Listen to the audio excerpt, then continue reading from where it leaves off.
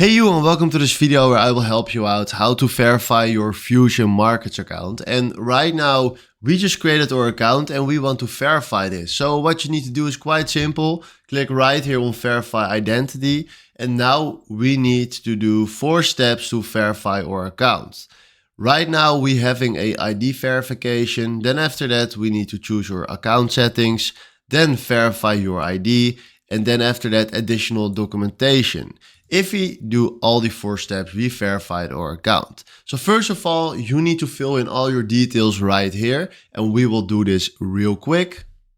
Then they want to verify your phone number, so fill in your phone number correctly and then click on send code.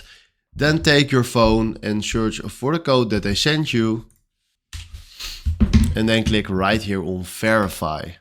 Boom, there we are. The first step is done. And now they're asking us which platform that we want to use. Now, I recommend you to use MetaTrader 5. That one is very, very good.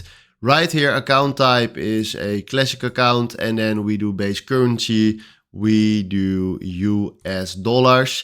Then right now they're asking a security question. So make sure that you give them an answer on that question that you create. And then right now we click here and enable this. So we will search for a question real quick.